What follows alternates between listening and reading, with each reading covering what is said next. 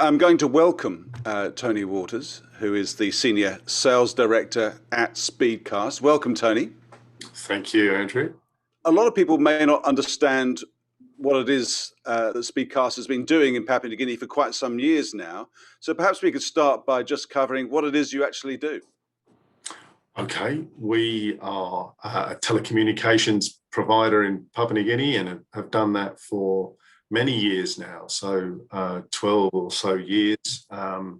We cover the whole country with internet access, private network solutions for customers. Primarily the solution side is our forte. So in other words, you might have 6 or so sites, offices in Papua New Guinea, and you want to connect those up and connect them back into remoter areas or back to Port Moresby or and so on. So we're a telecommunications provider and services provider in PNG.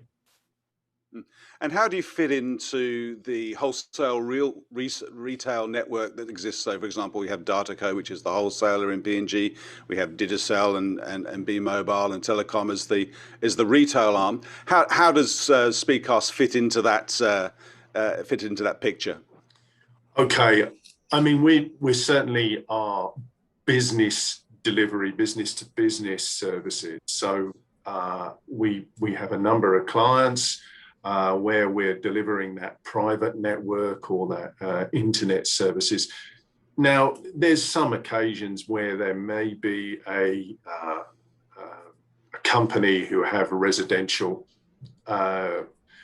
users and they just want to connect those up. So we'll do those unique sort of solutions. But we're really a business-to-business provider in PNG. One of the sites I think you work on is Lihir Island, which is a very remote location. Perhaps you could give me an example of, use that as a case study, as an example of the kind of services you're able to offer.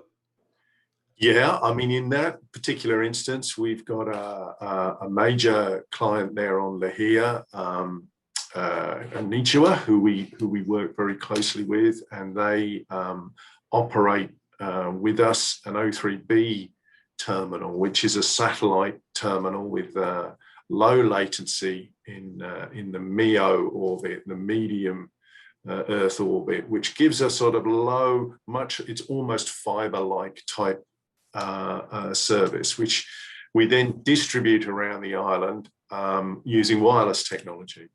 So that is for Anichua's offices and for other locations. You know, we've recently worked with them on some high value internet services for their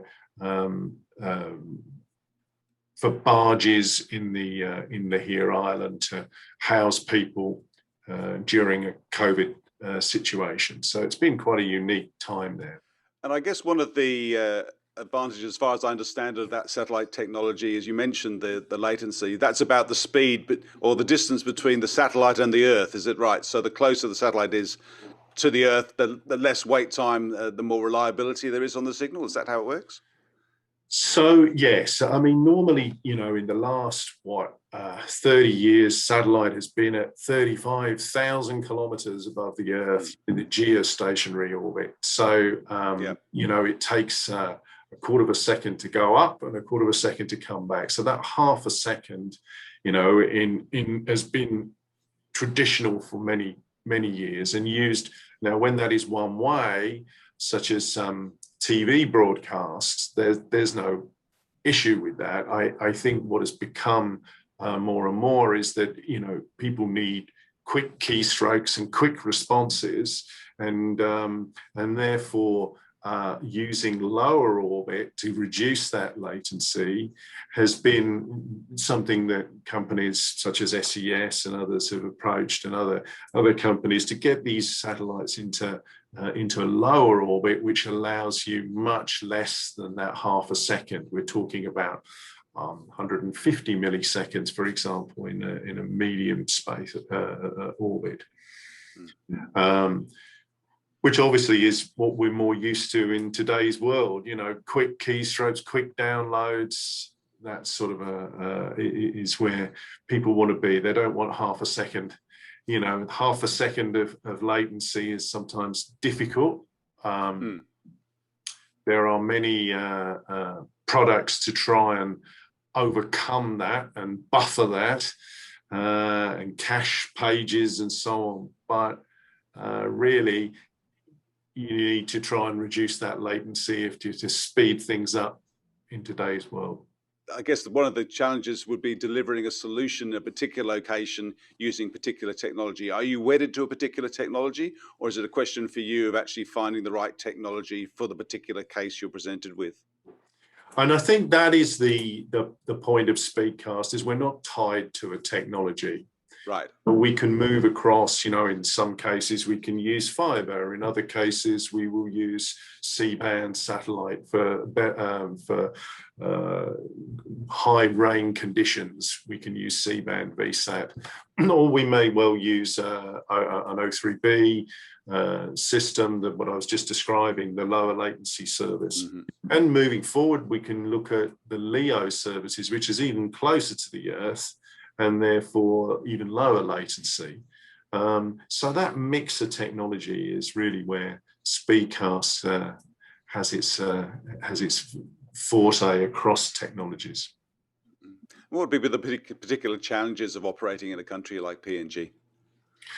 Oh, look, I think it is terrain, it's environmental, from humidity and salt, it's landowner rights, in terms of putting towers up or putting specific things on landowner property, and how do you, so there's many issues. But a country still prone to earthquakes and that sort of thing. So in some cases, satellite is better suited in that environment, actually, because fiber will tend to break with an earthquake. Yes, it has done, yes. Yeah.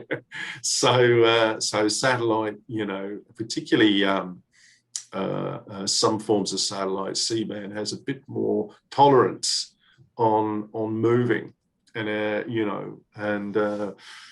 is useful in those environments. One of the things that the tech people have been telling us for some time is the emergence of the Internet of Things, and I'm wondering how much of that is influencing the service that you provide now.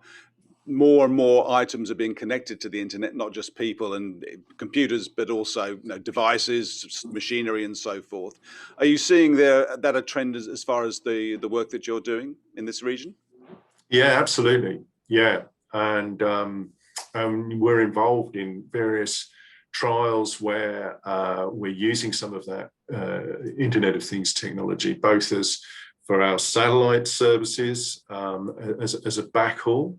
But then we're using our wireless network, say in Papua New Guinea, or in Port Moresby, or in Lae, where we can use some of that wireless technology to connect devices, whether it is LoRaWAN is an example of a wireless technology used. There's other forms of technology where trackers can be used and so on. And we're doing a lot of work in that area at the moment.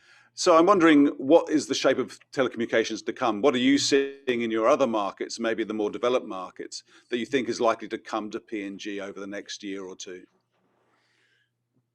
Look, I mean, we're working closely with the LEO providers, such as the SpaceX's, the OneWebs, the Telesats. These organizations are deploying these constellations of LEO satellites. Now, there you have a solution which would be very, really quite a game changer for Papua New Guinea. You can roll out a lower cost terminal to a remote area and get that low latency, high speed internet with at a good price. And that is really the target, I think. So typically, if you had in your mind an ideal customer for your products or your services, what would characterize that company? The Speedcast are focused on the solution. So that solution, whether it is a number of offices, so multi-sites, perhaps they have head offices, not just in Australia, but they might have a head office in Asia. Or now we have network that can connect those sites up in Asia, in UK, in the US, and bring that back into somewhere like Papua New Guinea. And that's pretty unique, I think.